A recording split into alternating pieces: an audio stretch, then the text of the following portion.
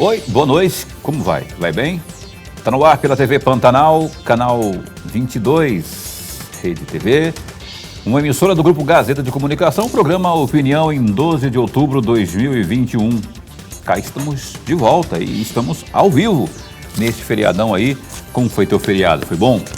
Como está sendo, na verdade, porque o dia não acabou, não é? Apesar do calor, que eu sei que isso é incomum, nós temos em comum, que é esse calor cuiabano, eu espero que o seu dia tenha sido e esteja sendo muito bom, pacífico e saudável. E abençoado por Deus, obviamente. Opinião está no ar e vai até às 8h30 a partir desse instante.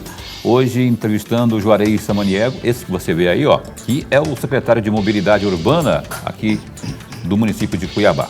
Muitos assuntos importantes, aliás, que dizem respeito ao seu dia a dia aí, como estão as coisas no seu bairro, aí na sua região, né, aqui na capital.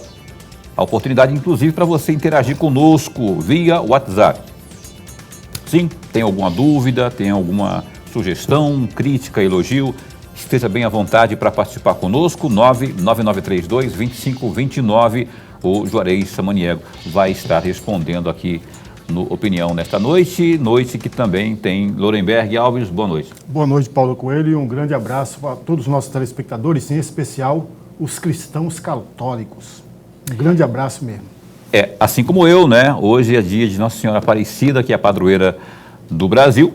E a você que é católico, sinta-se abraçado por mim, por todos nós. Você que não é também. Afinal de contas, nós estamos todos no mesmo barco, não é? Juarez Samaniego, muito bom recebê-lo aqui, secretário.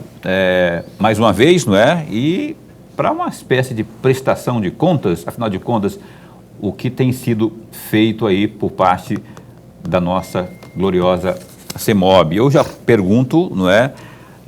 Estava lendo aqui, a nossa produtora Caroline tinha me passado aqui um roteiro, né, um pré-roteiro, e agora no dia 1º terminou aí uma campanha, eu acho que o nome da campanha era Carga Pesada, Carga Pesada aí, que autuou muita gente que não estava cumprindo uma das leis importantes aí, que, salvo engano, é a 5463/2011, que é aquela que disciplina, não é, a questão do peso nas rodovias municipais aqui. Como o senhor poderia sintetizar essa operação? Foi positiva? O que mais chamou a atenção? Boa noite. Boa noite, Paulo. Boa noite, Lorenberg. Boa noite aos telespectadores da TV Canal 22. Toda a operação ela é positiva. Logicamente, o motorista ainda tenta levar vantagem e não cumprir as leis de trânsito brasileira. E você tem aí alguns horários que veículos com a pesagem, com a tonelagem, eles não podem andar no sistema viário urbano no município de Cuiabá. Logicamente, essas operações elas ocorrem no período da manhã, mas é justamente para notificar os cargas pesadas. Todas essas operações elas têm um significado orientativo e punitivo. Então, o pessoal fala que a CEMOB ela está é uma fábrica de multa. Isso não é verdade. A gente tem pesquisa da população nas operações Lei Seca, aí, 90% da população apoia a Lei Seca. A questão dos radares, 40% das vias que foram instalados radares reduziu o número de acidentes em 40%. Então, na verdade, quando você faz essas operações no trânsito, você está ordenando o trânsito e salvando vidas. Pois é, mas houve, nessa operação propriamente aí que eu me referi, a qual eu me referi, houve um contingente de multa, aplicação de multas, não é?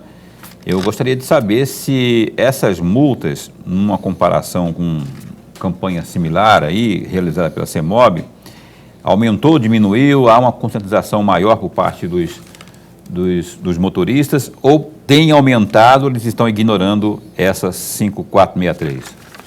Não, o motorista ele vem se conscientizando, mas um ou outro ainda está não quer obedecer à referida lei.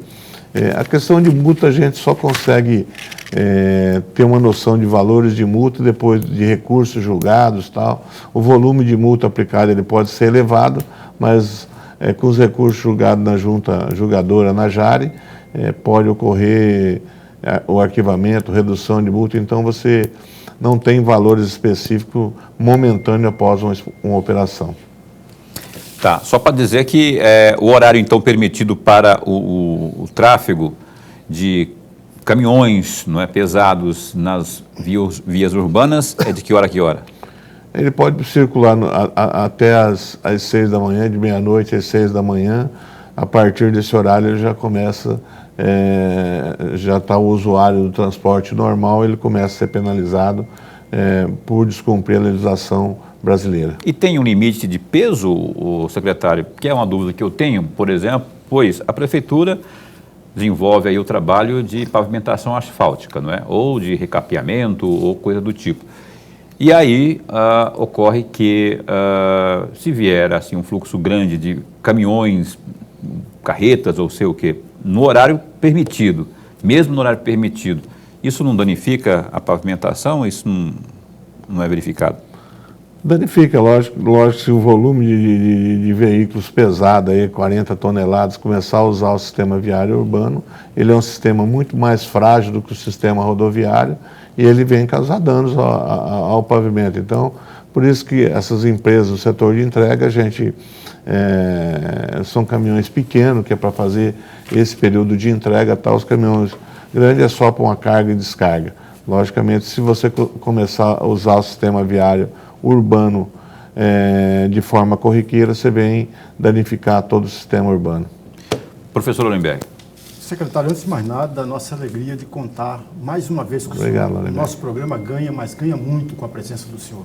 Secretário, eu tenho 2 ou 3 temas que eu gostaria muito de ouvi-lo a respeito. E um deles, eu vou pegar carona exatamente na resposta que o senhor acabou de nos dar, que é o trânsito. E aí alguém que não entende, que é leigo mesmo, e eu gostaria muito de ouvi-lo a respeito. O trânsito de Cuiabá, ao longo das 2 décadas, sofreu muitas mudanças, com exceção de algumas vias e algumas ruas, como por exemplo a Avenida Getúlio Vargas, a Prainha, não mexeram com ela, mas outras ruas foram mexidas e o trânsito vem sendo mexido a todo momento.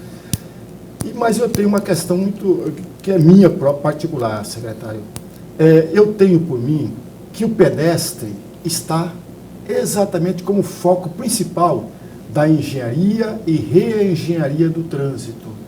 Mas toda mudança que ocorre, a meu juízo, esse pedestre não é levado em conta e nem em consideração. O meu raciocínio está correto, secretário, ou não está correto? Você está falando assim que o pedestre deveria estar. Deveria estar sempre. Nem sempre está, né? Deveria sempre estar. Hollenberg, é o seguinte, curioso, tem bastante. Isso aqui melhora se você colocar uma faixa elevada, se você colocar um sinal. E por isso a Secretaria ela contratou um plano de mobilidade e acessibilidade. Um plano que vai dar o direcionamento para os próximos 10 anos, o que nós temos que fazer, o que devemos fazer. Porque o trânsito, ele não para, ele sempre está em movimento e ele sempre está aumentando o número de veículos, o número de pedestres. Você pode resolver um problema pontual aqui, mas ele vai ocasionar lá na frente. Nós podemos ter como ideia, quando foi feita aquela passarela da rodoviária, melhorou em 100% o fluxo de veículos. Começou a dar um congestionamento lá na frente, na rotatória do posto Bom Clima. Então, ele saiu de um lugar, aumentou o fluxo de veículo e lá se juntou, tinha um projeto inicial que tinha que ter um viaduto, não fizeram, era a trincheira e o viaduto, o governo do estado, à época, não concluiu o projeto. E hoje a gente, com a abertura da Avenida Síria, que vai ser inaugurada, com a abertura da Avenida Afeganistão também, que vai ser inaugurada, talvez a gente coloque em teste, feche aquela rotatória, para as pessoas virem fazer a rotatória embaixo, para ver se diminui aquele fluxo de veículos e aquele congestionamento que justamente nos horários de pico vem ocasionando lá. Então, por que ocorreu isso? Por falta de um planejamento. por falta de um planejamento na mobilidade urbana. Então, logicamente, a gente tem que fazer esse planejamento, o plano municipal de mobilidade urbana e acessibilidade, justamente para respeitar muito mais o pedestre do que o usuário de veículos automotores. Respondeu? Esse plano de mobilidade, de acessibilidade aí, está em que pé? Porque, olha só, pelo menos eu imagino que uma empresa especializada no ramo, né, possa vir fazer esse planejamento, fazer esse levantamento de possibilidades, não é? Para quê? Para fazer uma adequação e isso que o senhor falou aí possa ser resolvido, não é? Dar mais opções. O senhor falou da Afeganistão, que é uma avenida que vai começar, salvo engano, ali perto da Havan, não é isso? Perto da Havan. Perto da Havan. Mas assim, a prefeitura está contratando alguém, tem alguma empresa especializada no assunto, nessa engenharia, para não errar, porque se for remendando aqui, remendando acolá, daqui a pouco pode sair pior lá no final. Existe um trabalho nesse sentido? Existe o trabalho, é um consórcio, são duas empresas de renome nacional, uma de Brasília e outra de São Paulo. Eles já estão em fase de pesquisa, já fazendo entrevista no sistema viário, no sistema do transporte coletivo. E está na primeira, segunda fase, são 5 etapas e eles têm esse projeto para me entregar concluído esse plano até fevereiro de 2022. Foi contratada, ela participou de um processo licitatório, ainda não na minha gestão, foi, se não me engano, em março desse ano. Eu já assumi, logicamente, eles começaram o trabalho já, eu à frente da Secretaria de Mobilidade Urbana, e está bem avançado. A equipe da CEMOB está em reunião permanente, virtual, e eles colocaram aí mais ou menos 30, 40 pessoas fazendo essas pesquisas de campo para olhar qual que é o movimento, para onde Cuiabá está indo mais. Logicamente, vai ser um avanço para o município de Cuiabá, na hora que esse plano estiver concluído. Está dizendo que essa empresa aí, ela fará, então, esse levantamento que vai apontar o seguinte, vai apontar, ó, aqui existe esse gargalo, nesse bairro tal, nessa região tal, nessa avenida aqui principal, e além de apontar isso, ela já vai apontar também o que seria viável, as alternativas, é isso? O que eu posso falar hoje, você chega, o curioso, ou o agente do dia a dia, eu posso chegar e falar assim, ó, eu preciso de um viaduto ali naquela rotatória do Centro de Eventos Pantanal. Eu preciso de outro viaduto para transpor o Santa Rosa. Eu preciso da trincheira, esses projetos estão prontos, tá? Esses projetos estão prontos. Eu preciso da trincheira no Círculo Militar. Esse estudo pode chegar e falar assim, Juarez, você não precisa de nada. Ela pode falar, não, você precisa dos 3 e mais outro, ou você precisa de um alargamento de faixa. Talvez o viaduto não seja, naquela região ali do Centro de Eventos Pantanal, o viaduto não seja a melhor ideia. É melhor você fazer um alargamento de pista ali, que pode resolver a situação. Então, esse é o direcionamento que nos vão dar. Eu tenho como ideia, tenho uma passarela para fazer em frente do Comper aí do Miguel Sutil. Tem uma passarela em frente ao Santa Rosa. É necessário? É viável? O que é mais viável? É fazer, não fazer? Então, esse estudo vai me dar esse direcionamento. Nuremberg. Secretário, uma das funções da pasta que o senhor chefia é exatamente fiscalizar o transporte coletivo. E aí eu tenho 2 perguntas, eu vou juntar as duas para ficar mais fácil para o senhor. A primeira delas, se o papel, a função da CEMOB, a Secretaria está cumprindo de fato com o papel de fiscalizar o transporte coletivo. Se está cumprindo, secretário, por que muitas das reclamações por parte dos usuários são as mesmas de muito tempo? São as mesmas durante o prefeito Roberto França, o Wilson Santos, o Galindo, o Mauro Mendes e agora com o Emanuel Pinheiro. São as mesmas, por exemplo, o atraso de ônibus ainda continua. Ônibus sujo ainda continua. E aí eu estou perguntando ao senhor, a Secretaria de fato está cumprindo com o seu papel? A Secretaria está cumprindo com o seu papel, várias dessas empresas são notificadas, são penalizadas por atraso. É questão de ônibus sujo, Lorenberg, o que ocorre? Você tem uma pressão até do usuário em regiões que não são pavimentadas. Quando você sai da garagem com o ônibus limpo e você trafega nessa região, logicamente, poeira, esses ônibus têm a tendência de sujar. Tanto é que o próprio sistema, ele não contemplaria o transporte coletivo em áreas não pavimentadas. Mas por questões aí de pressão do usuário, alguns bairros que o pavimento está longe da sua residência, em acordo com a operadora do transporte, até alguns desses ônibus dentro. Mas na fiscalização, a fiscalização ela analisa horário, tá? Se a empresa não cumpriu, ela tem que falar por que atrasou, o que houve, o que não houve, e se isso vier constante, elas são penalizadas, são multadas, porque o contrato prevê isso. Essa questão da fiscalização, eu observo sempre nos pontos, alguns pontos específicos de ônibus, há os fiscais ali. Esses fiscais têm incumbência de verificar que tipo de situação. Por exemplo, é só a parte que diz respeito à empresa ou esse tipo de reclamação, ele também tem o poder de não resolver, dar encaminhamento? Porque tem as empresas, eu não sei se você sabe do qual fiscal que eu estou vendo, eu não sei se ele é da incumbência da MTU, não é? Ou é da CEMOB. Da CEMOB. Os fiscais da CEMOB são os agentes de trânsito e transporte. São duas diretorias, parte dos fiscais trabalha na área de trânsito, tá? A fiscalização de Uber, táxis e do próprio transporte coletivo. E o fiscal de trânsito, ele está mais ligado ao trânsito de uma forma geral. São duas diretorias, eles ficam nos pontos específicos, geralmente final de linha, sempre tem um fiscal justamente para ver se o sistema está funcionando de acordo. A reclamação que chega dentro da CEMOB é muito pouco.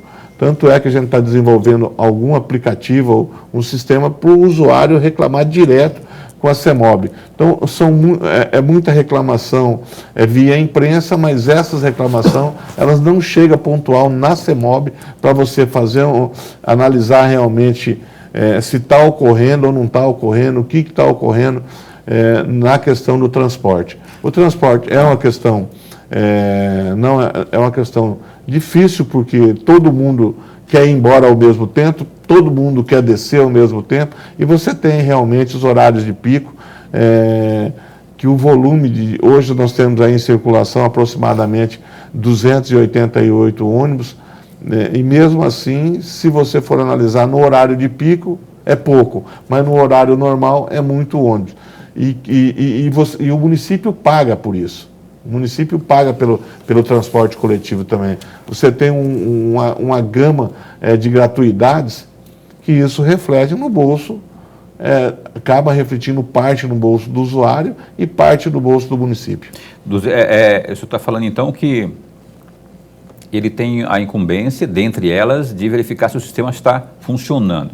Você usou esse termo aí, sistema funcionando. O sistema funcionando é questão de horário? Horário, a questão da limpeza nos ônibus, como estão os terminais, se eles estão cumprindo as paradas nos pontos, se tem reclamação, é o sistema em andamento, é a questão de ônibus, se está limpo, se está sujo.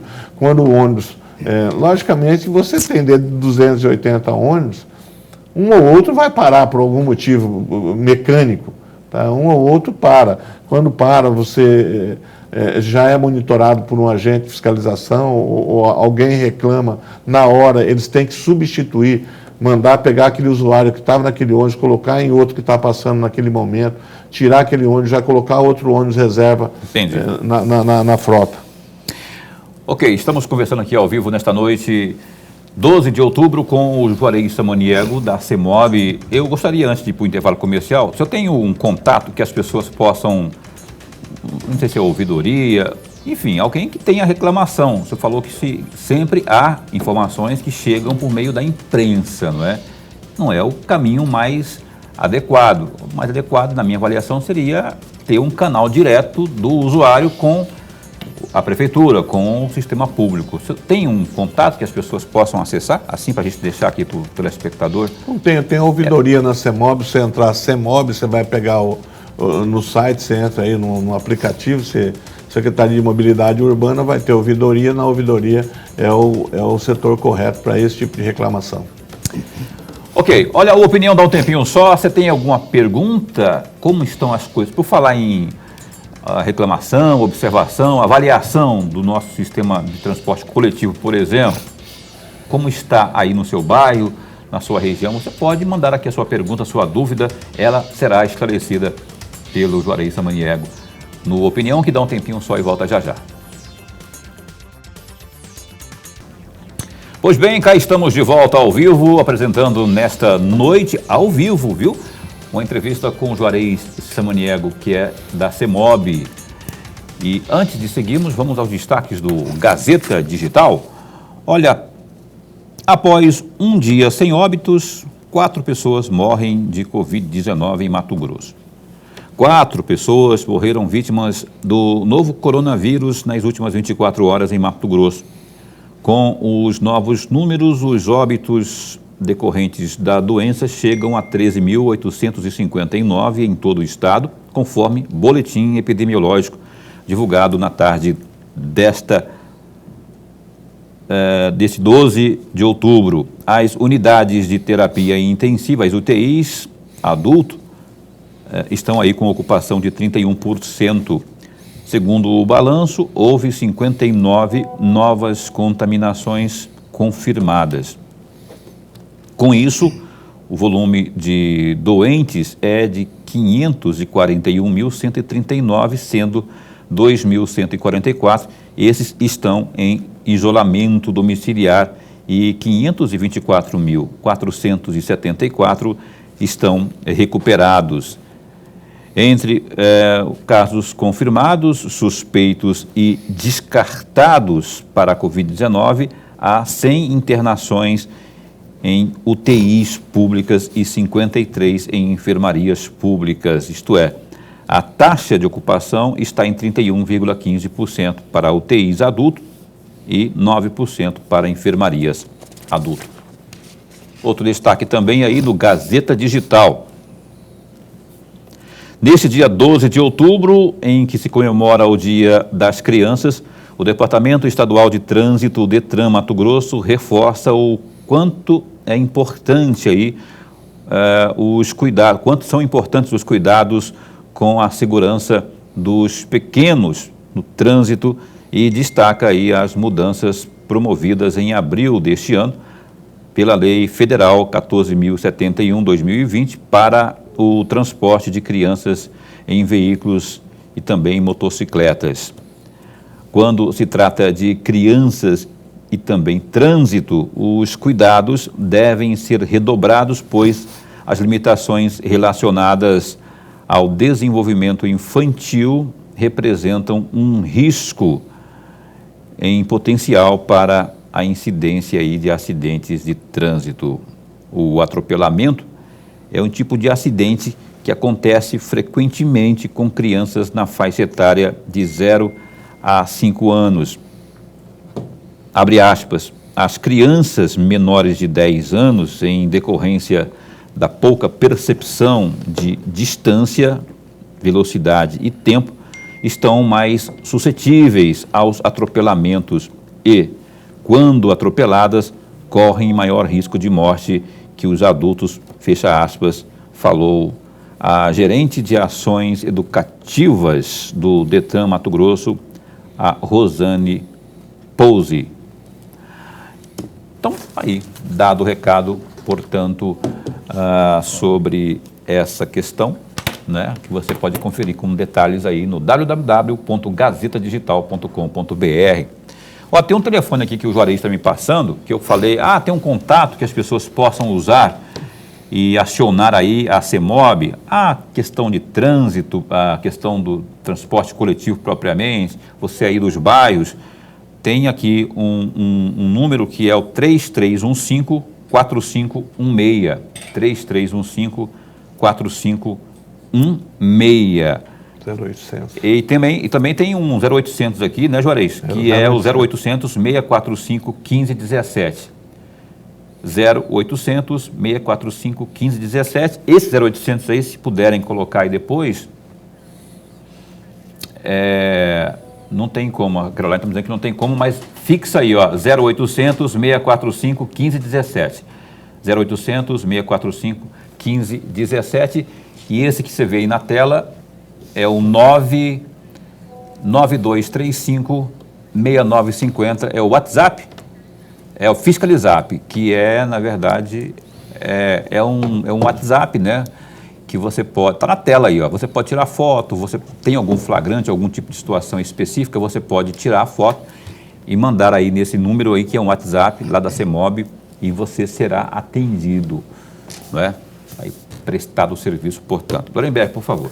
Secretário, o senhor esteve, antes de ocupar a pasta atual, o senhor esteve na Secretaria do Meio Ambiente. O senhor poderia fazer um balanço do seu desempenho, do desempenho da própria Secretaria nesse período, não? Eu acho que foram 4 anos aí, 4 meses. Eu vejo como positiva essa passagem pela Secretaria de Meio Ambiente e Desenvolvimento Urbano. Ela é uma pasta que eu vou falar que é a alma da Prefeitura de Cuiabá, que ela está relacionada ao licenciamento ambiental, à aprovação dos projetos residenciais, comerciais, multifamiliares, loteamentos, sítios de recreio, emissão de todos os alvarás de funcionamento dos estabelecimentos comerciais do município de Cuiabá. Dentro da pasta você tem hoje o IPDU, Instituto de Planejamento Urbano da cidade de Cuiabá, que tem que, por obrigação, planejar a cidade, está estudando aí já no início desse ano. A gente começou a trabalhar no plano diretor, o secretário Renivaldo está conduzindo esse plano diretor, ver os zoneamentos, se vai permanecer o mesmo, se a cidade vai aumentar o perímetro urbano, se vai permanecer o mesmo perímetro urbano. Então, é uma pasta muito importante nesse período aí, em parceria com a Secretaria de Serviços Urbanos, na época, então, dirigida pelo José Roberto Stoppo. A gente lançou aí mais de 80 praças e parques na cidade de Cuiabá, dando uma qualidade de vida melhor para a população cuiabana. Esses recursos oriundos do Fundo Municipal de Meio Ambiente e do Fundo de Planejamento Urbano, que é administrado pela própria Secretaria. E eu me sinto gratificado porque quando de lá saí, tive o apoio do setor empresarial em relação, aumentou muito a aprovação de alvará, emissão de habites de uma gestão para outra, aí nós aumentamos em quase 40% a celeridade nos processos de aprovação, e é o que trava o desenvolvimento da cidade de Cuiabá. Tá? São recursos, logicamente as pessoas têm que cumprir a lei urbanística, uns quer dar um jeitinho, não existe jeitinho para isso. Ainda quando estava à frente da Secretaria, em 2017, eu criei, com o apoio do prefeito Emanuel Pinheiro, a Lei 6191, ela já está extinta, é uma lei temporária, para regularização dos imóveis edificados em Cuiabá e que não possuíam habites. Tá? Isso foi importante para o município e para o contribuinte, porque quando você tem um imóvel que a matrícula está averbada a construção, essa matrícula tem habites, você consegue fazer as transações imobiliárias muito mais rápido, porque ela recebe financiamentos público ou privado. Quando você tem um imóvel que não tem habites, você não consegue financiar. A transação simplesmente é direta.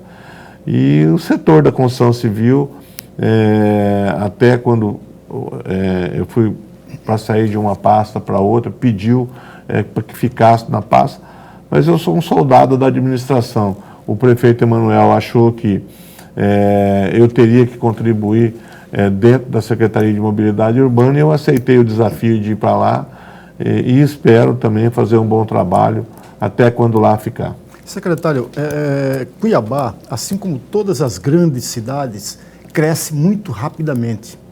E a ideia que se tem quando a gente fica olhando por fora assim, a ideia que se tem é um crescimento totalmente desorganizado, indisciplinado. E aí vem a minha pergunta: como é fazer com que o plano diretor da cidade seja cumprido diante desse crescimento muito rápido e é da noite para o dia, às vezes? Infelizmente, na região mais periférica, talvez um pouco por falta de fiscalização, porque a fiscalização hoje do município ela é concentrada na Secretaria de Ordem Pública. As secretarias não têm fiscal, uma tem um fiscal.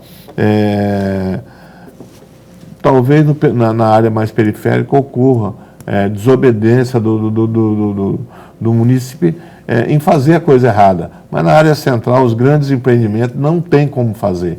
Não tem, porque ninguém vai lançar uma estrutura de um prédio aí de 30, 40 andares sem saber os zoneamentos, sem saber PGM, sem saber se lá ele pode ou não pode investir. Então, as grandes edificações, sem medo de errar, aí 95% delas, 96%, as pessoas respeitam o zoneamento da cidade e o plano diretor da cidade. Agora, na área periférica, realmente é mais difícil, aí, para você ter uma ideia, e tem pessoas enganando os outros e tem pessoas querendo ser enganadas. Nós temos a legislação de sítio de recreio, que até 2020 era lote de 2.500 metros, e com a nova lei, se não me engano, ela foi sancionada em dezembro, reduziu-se para 1.500 metros. Lançaram mais de 60 ou 70 empreendimentos na beira do Rio Cochipó, com chácaras de 150 metros.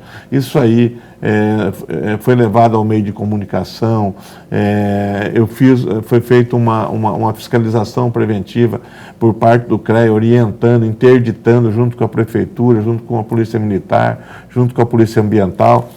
Mas algumas pessoas que querem fazer aquisição ainda temem em ser enganado. Ele não vai conseguir escriturar esse imóvel, ele está sujeito a toda a edificação ser demolida por parte do poder público. Eu queria perguntar para o senhor, nos últimos tempos, nos últimos dias aí, a gente tem visto uma série de vídeos que têm viralizado na internet, apontando como supostas denúncias, não é? Supostas irregularidades aí de radares que a CEMOB teria colocado, e em relação a esses radares não haveriam ali as sinalizações necessárias e exigidas por lei. Eu queria que o senhor aproveitasse esse espaço para se posicionar a respeito disso. Inclusive teve aqui o próprio vereador Dilemário recentemente, que voltou a tocar nesse assunto, que também tem, segundo ele, recebido aí esse tipo de denúncia, vídeos como este, e ele próprio falou aqui de situações onde haveria radares e não haveria sinalização. O primeiro que apareceu, foi viralizado, foi na Avenida dos Trabalhadores, atrás de uma placa. Aquilo não é radar, aquilo é câmera de segurança da Polícia Militar do Estado de Mato Grosso. A Polícia Militar talvez tenha mais câmeras de segurança, não é câmera de multa, nada, é uma câmera de segurança. Esse tipo de cidadão é um cidadão que traz de serviço à comunidade. Não é um cidadão que não tem conhecimento. Desde que eu assumi a CEMOB, eu posso falar na transparência. Eu tenho transparência para qualquer cidadão procurar em relação a radar, em relação à sinalização. Nós temos um painel lá que vai caracterizar tudo. E ainda fico mais assim, decepcionado com o parlamentar que leva um serviço. Aquele radar que ele citou foi um radar na Dom Bosco, era um radar que tinha acabado de ser instalado por determinação do Ministério Público. Foi um TAC assinado em 2016, aonde exigia-se um radar na sinalização semafórica do cruzamento da coisa, e mais um radar na Dom Bosco. Aquilo ali foi determinação do Ministério Público, e quando acabaram de se instalar o radar, aquele radar, se você passar lá hoje, tem uma faixa, ele não está em funcionamento. É um radar que não está em funcionamento, tem uma faixa. Até o dia 1º de novembro, ele está em teste, Tá? A velocidade permitida no Código Brasileiro de Trânsito é de 30 por hora por ter uma escola com um volume de aluno muito grande. Se você for analisar na própria escola Coração de Jesus, tem índice de acidente, de atropelamento com adolescentes que de lá saem. Então, é uma falta de informação. Se qualquer parlamentar ou qualquer cidadão quisesse ter conhecimento por que foi instalado, por que deixou de instalar, eu ia explicar, tem um TAC com o Ministério Público e eu tenho que cumprir o TAC.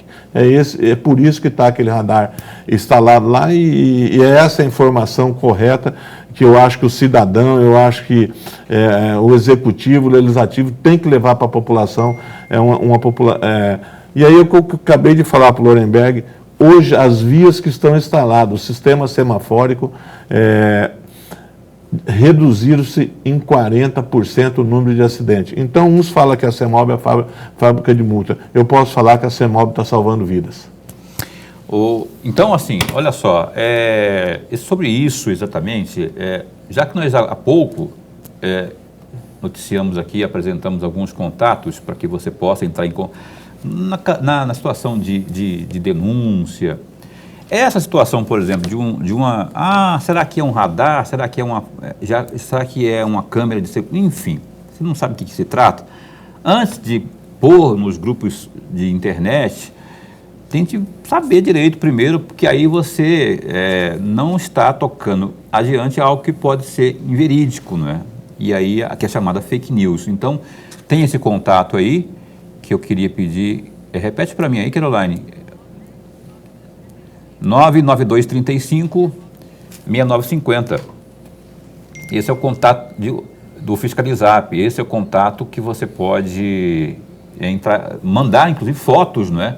Tem a foto aqui, isso aqui é um radar, manda lá para o Juarez por meio desse Fiscalizap aí, a equipe toda vai verificar e vai te responder, ao invés de se propagar aí algo que não pode ser verdadeiro, não é?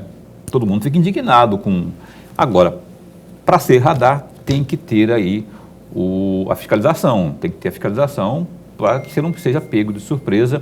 Se isso acontecer sem fiscalização, aí sim é um grande indício aí de fábrica de multa, tal como alguns alegam. Lorenberg.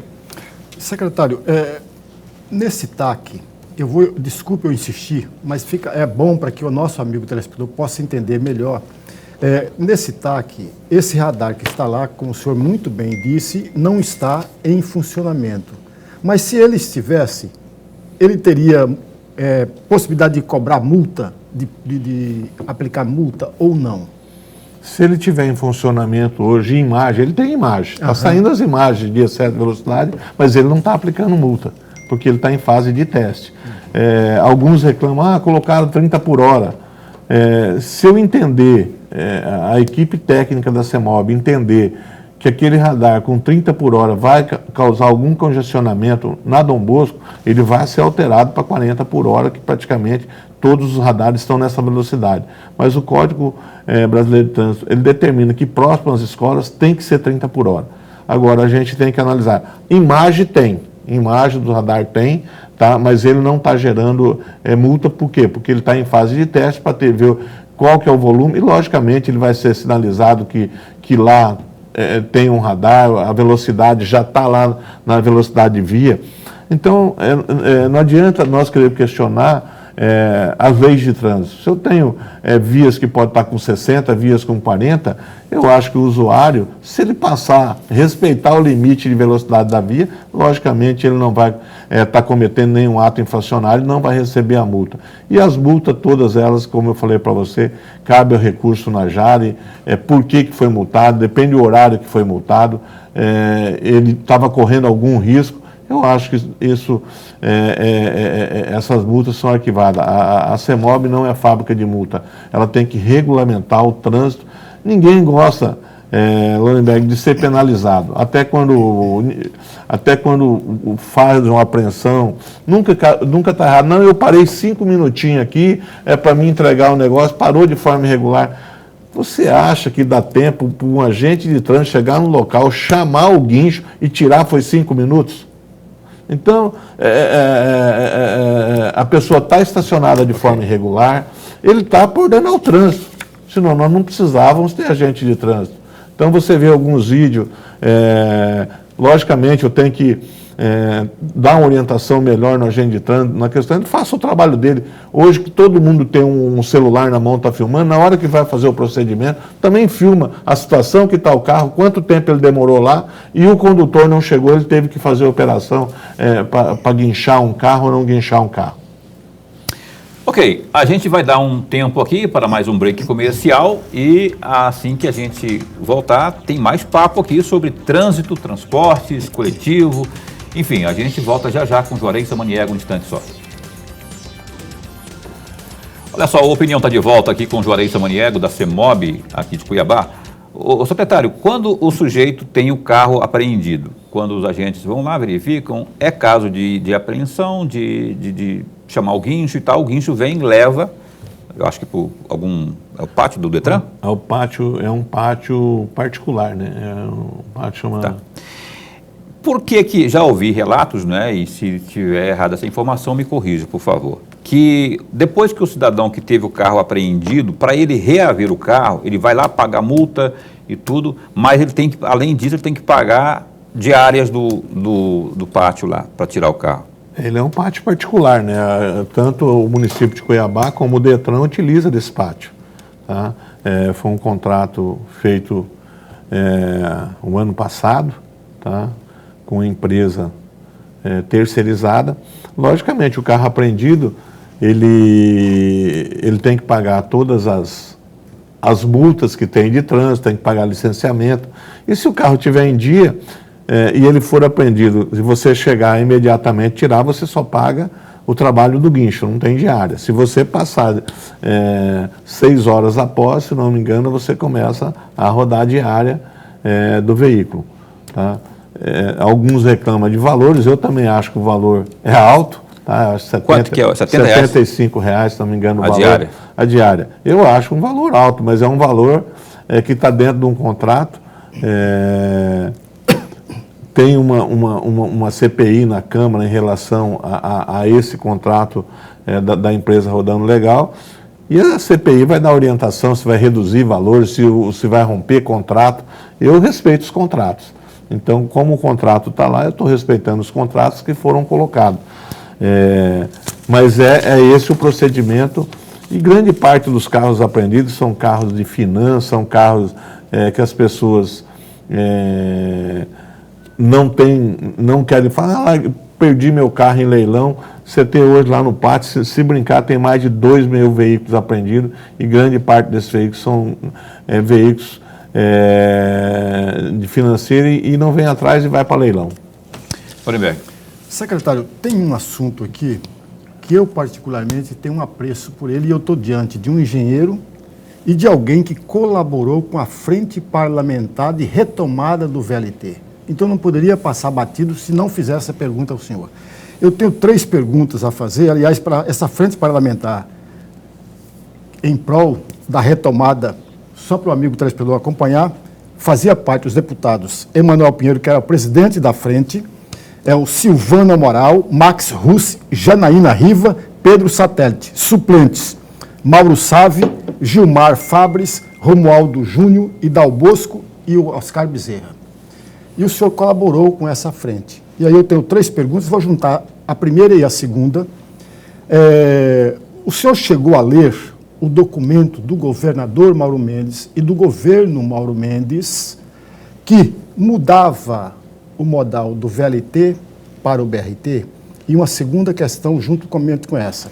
Se o senhor chegou a ler, de fato, o documento demonstra com todas as letras uma fundamentação técnica para esta mudança?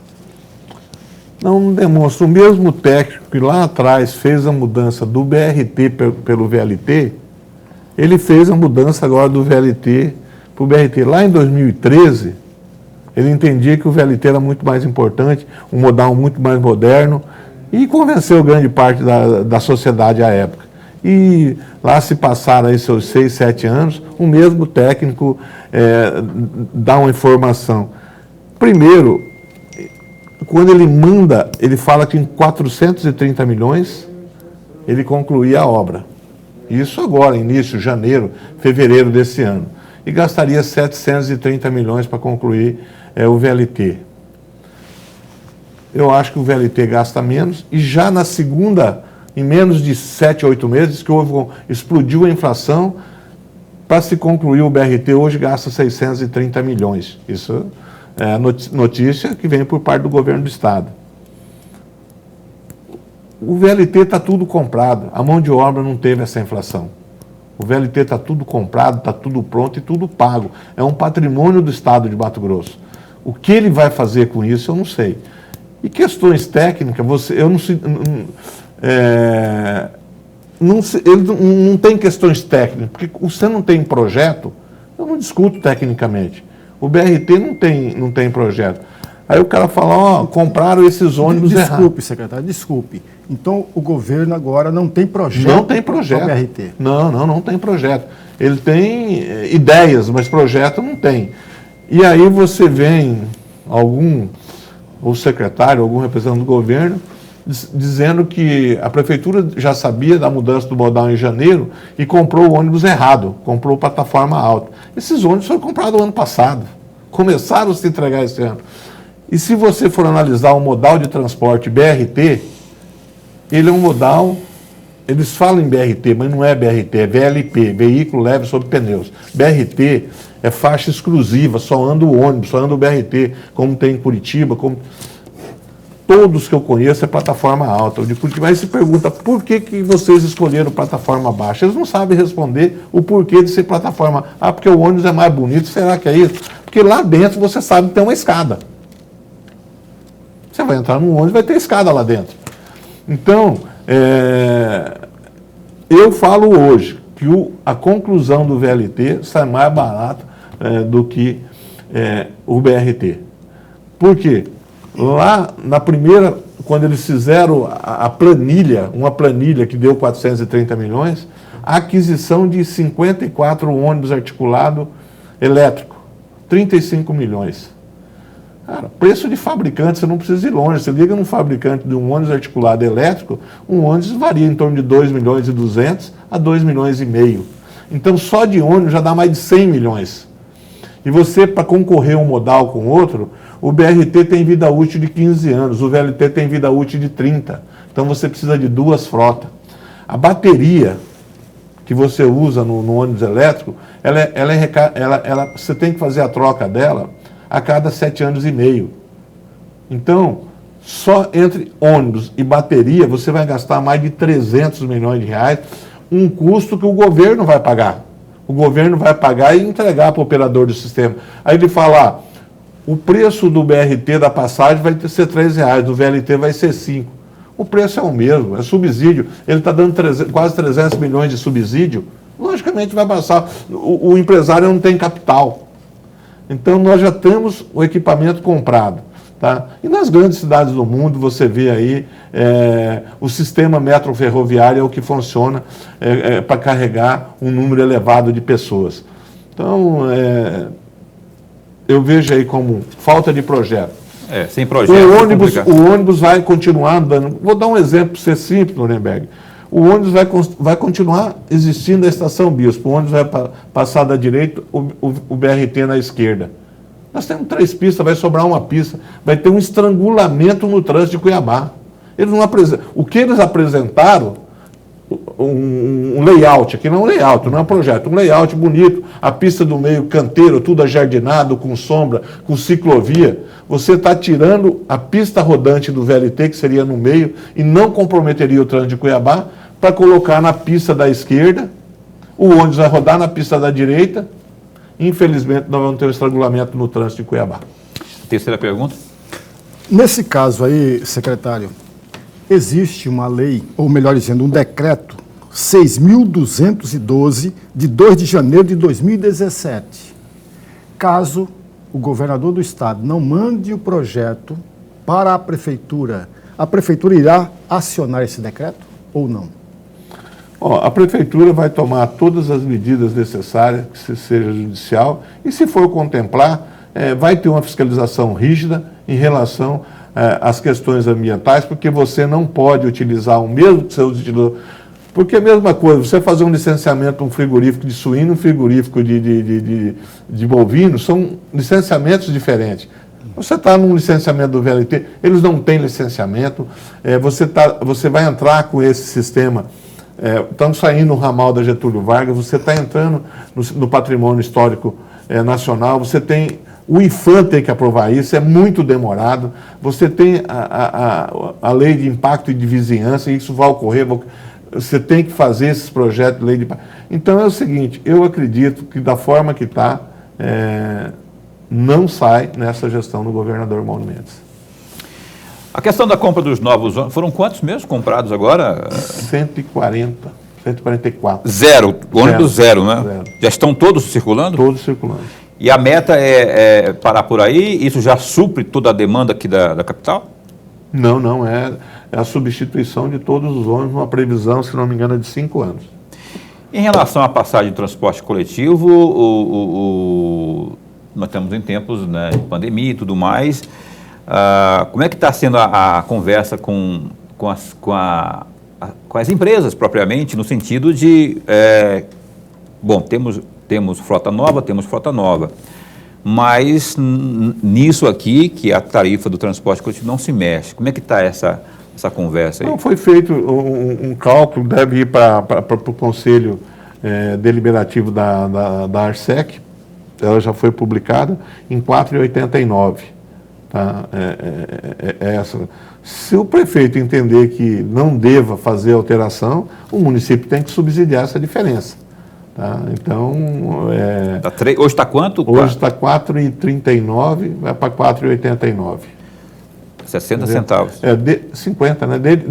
Para 89? 4,89.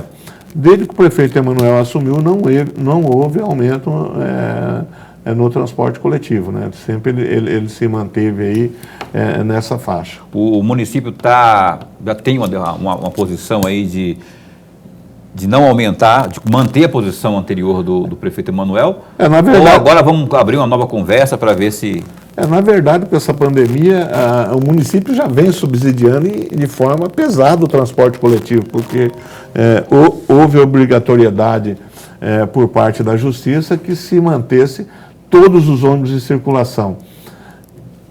O empresário, ele tem uma despesa por quilômetro rodado. Ele tem uma despesa por quilômetro rodado. Se você andar, como vem a determinação, que os ônibus poderiam só estar com 50% de lotação e está toda a frota rodando, logicamente, houve um desequilíbrio financeiro para as empresas e esses valores o município de Cuiabá tem que arcar. Pois mas eu estou partindo do princípio que seja ali que dê certo essa informação de houve um desequilíbrio para as empresas. Houve de fato, houve uma planilha apresentada com base em estudos técnicos, Getúlio Vargas e outros dados mais para dizer assim, não, realmente os caras estão no prejuízo, porque senão dá a impressão de que o município concorda que tem havido, que eles estão no prejuízo e é mesmo que dá um sinal, uma carta branca, não, vocês estão realmente no prejuízo e vocês precisam reajustar essa tarifa aí.